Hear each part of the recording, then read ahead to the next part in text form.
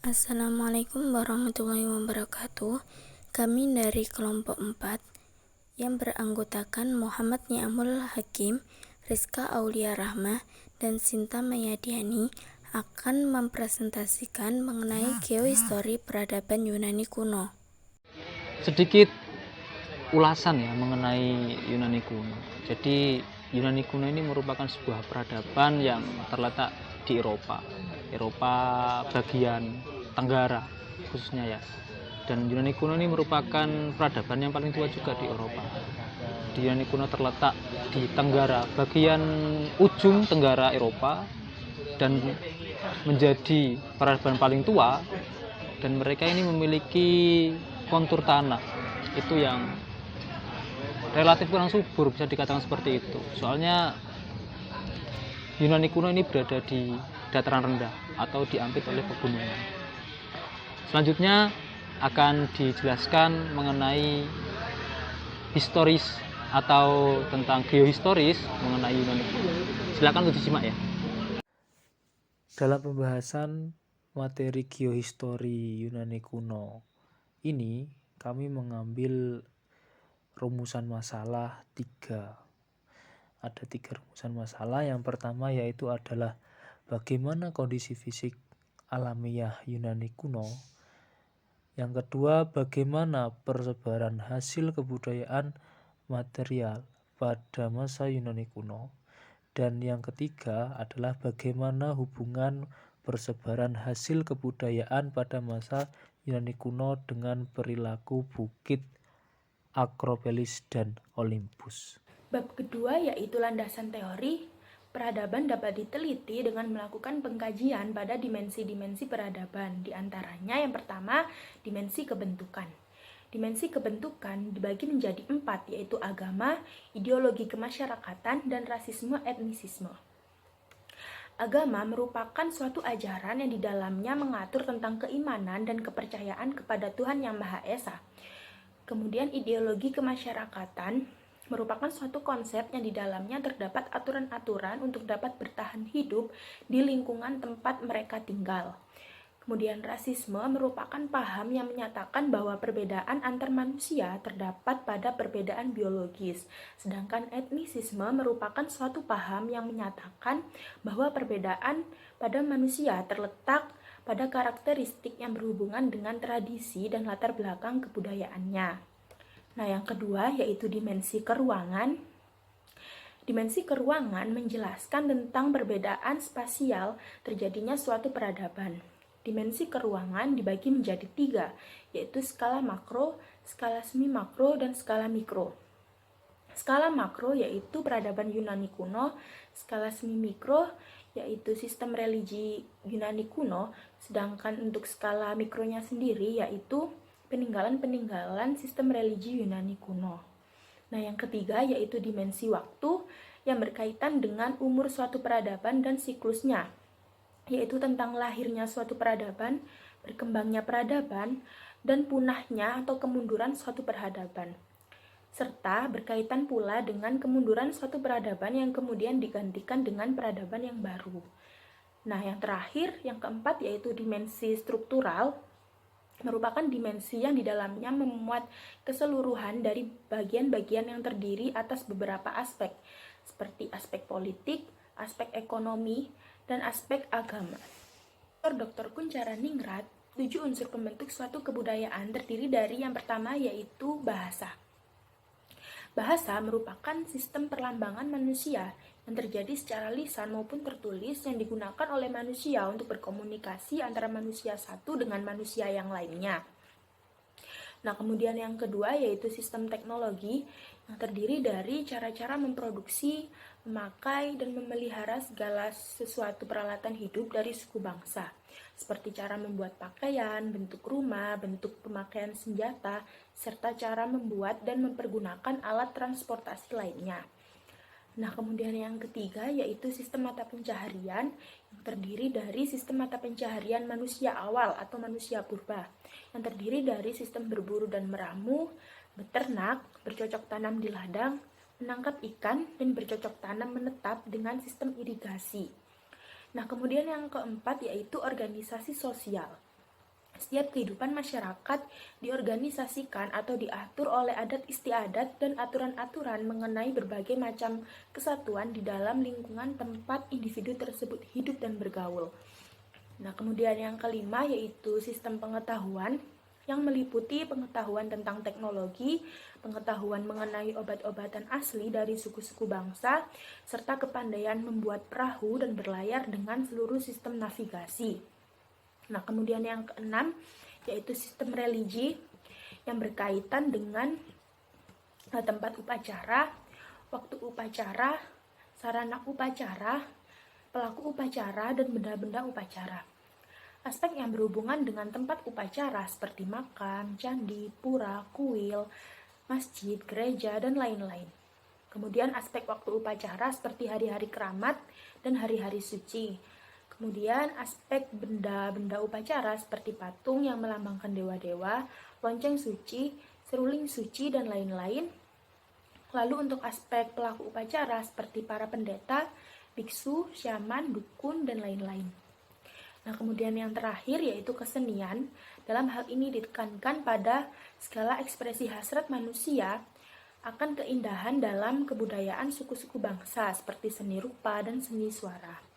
Seni rupa yaitu kesenian yang dapat dinikmati manusia dengan mata seperti seni patung, seni relief, seni lukis, dan lain-lain.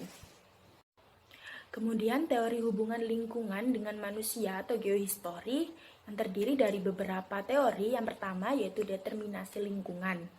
Teori ini dikembangkan pada pertengahan abad ke-19 yang mengemukakan bahwa iklim dan topografi menentukan pengembangan relatif masyarakat. Teori ini menjelaskan bahwa secara khusus lingkungan alam akan menentukan jalannya suatu kebudayaan. Nah, yang kedua yaitu posibilisme lingkungan. Teori ini memandang bahwa lingkungan tidak bisa secara langsung menciptakan fenomena-fenomena sosial budaya. Lingkungan juga akan mempengaruhi perkembangan suatu kebudayaan. Seperti dalam suatu lingkungan yang sama akan memiliki kebudayaan yang berbeda-beda. Oleh sebab itulah teori ini berkebalikan dengan teori determinasi lingkungan. Kemudian yang ketiga yaitu ekologi kebudayaan. Teori ini menjelaskan bahwa faktor-faktor lingkungan memberikan potensi dalam proses kebudayaan. Lingkungan dapat mempengaruhi unsur-unsur tertentu dari suatu kebudayaan, sehingga tidak hanya manusia saja yang sangat dipengaruhi oleh lingkungan, tetapi juga lingkungan mempengaruhi manusia. Nah, kemudian yang keempat yaitu model ekosistem. Teori ini memandang bahwa organisasi sosial dan kebudayaan dibentuk secara spesifik sebagai bentuk adaptasi fungsional. Teori ini juga memandang bahwa lingkungan sebagai bagian satu sistem dengan kebudayaan. Nah, kemudian yang kelima yaitu model aktor. Teori ini menekankan bahwa adaptasi kebudayaan terhadap lingkungan dimulai dari keputusan tiap individu pada bagian masyarakat. Nah, kemudian yang keenam yaitu model multisistem. Teori ini beranggapan bahwa adaptasi antara masyarakat dan lingkungan merupakan suatu kesatuan secara menyeluruh yang tidak dapat dipisahkan. Hal ini dikarenakan keduanya sangat mempengaruhi dan tidak terbatas pada aspek apapun. Selanjutnya ada paparan data dan juga analisis data. Yang pertama adalah kondisi fisik dari Yunani kuno. Jadi Yunani kuno ini merupakan peradaban yang terletak di ujung Eropa bagian tenggara ya, dan juga Yunani kuno ini terletak di Laut Mediterania. Jadi bisa terbayang, dan musimnya ini yang mengakibatkan musim panas itu lebih panjang daripada musim-musim lainnya. Dan faktor inilah yang mengakibatkan tanah di Yunani kuno atau peradaban di Yunani kuno ini tidak cocok untuk digunakan sistem pertanian, karena tanahnya yang kurang subur dan juga terletak di dataran rendah, bisa dikatakan seperti itu. Determinasi lingkungan Yunani kuno. Daerah Yunani kuno terletak di ujung tenggara benua Eropa. Sebagian besar kepulauan di Laut Angea dan Laut Ionia masuk wilayah Yunani. Di sebelah utara, Yunani berbatasan dengan Albania, Yugoslavia, Bulgaria, dan Turki di daratan Eropa. Di sebelah timur, Yunani dikelilingi oleh Laut Aegea, di sebelah selatan dengan Laut Tengah, dan di sebelah barat dengan Laut Ionia. Tanah Yunani merupakan tanah yang kering dengan banyak bentangan alam seperti jurang-jurang yang terjal, gunung-gunung yang tinggi, serta pantai-pantai yang curam dan juga terjal. Selanjutnya yaitu persebaran hasil kebudayaan material di Yunani kuno. Di antaranya yaitu yang pertama, patung dewa Hermes, yang kedua, patung dewa Zeus, yang ketiga, patung dewa Ares, dan yang keempat, patung dewa Apollo. Selanjutnya ada patung Dewi Pallas Athena, patung dewa Arpodit, patung dewa Poseidon, dan terakhir yaitu patung Dewi Artemis. Selain patung-patung, di Yunani kuno juga terdapat persebaran kuil-kuil, di antaranya yaitu kuil Parthenon, kuil Erechtheum, dan kuil Athis. Baik, di sini saya akan meneruskan penjelasan dari kelompok saya mengenai peradaban masa Yunani kuno, yaitu pada bagian hubungan keadaan fisik dengan persebaran peradaban pada masa Yunani kuno. Sebelum kita mengetahui mengenai peradaban masa Yunani kuno, alangkah baiknya bahwa kita mengetahui mengenai pengertian dari peradaban itu sendiri. Peradaban merupakan bagian-bagian yang halus dan juga indah layaknya sebuah seni.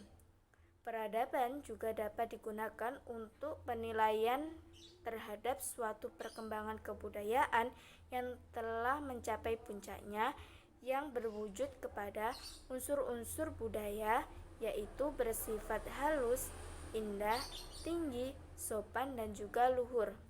Oleh karena itu, manusia atau masyarakat yang sebagai pemilik dari kebudayaan itu sendiri dikatakan telah mencapai peradaban yang tinggi, seperti halnya pada masa Yunani kuno.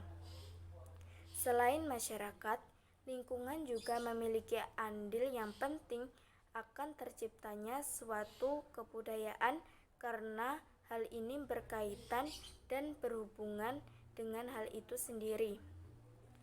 Oleh karena itu, masyarakat dan lingkungan ini hubungannya tidak dapat dipisahkan akan terciptanya suatu kebudayaan yang nantinya akan menghasilkan suatu peradaban. Nah, pengertian-pengertian ini sejalan dengan teori mengenai determinasi lingkungan. Dalam teori determinasi lingkungan ini dijelaskan bahwa alam mempengaruhi manusia. Artinya, alam menjadi subjek yang menentukan kebudayaan itu sendiri. Yunani terletak di ujung semenanjung Balkan. Selain itu, batas Yunani sekarang ini di utara berbatasan dengan Albania, Masedonia, Bulgaria, dan Turki. Di timur adalah Laut Aegea, di selatan adalah Laut Tengah, dan di barat adalah Laut Ionia. Jika peradaban kuno kebanyakan memiliki pola umum, yaitu peradaban lembah sungai dengan kegiatan ekonomi utama adalah pertanian atau agraris, maka berbeda dengan peradaban Yunani yang menyimpang dari pola umum tersebut.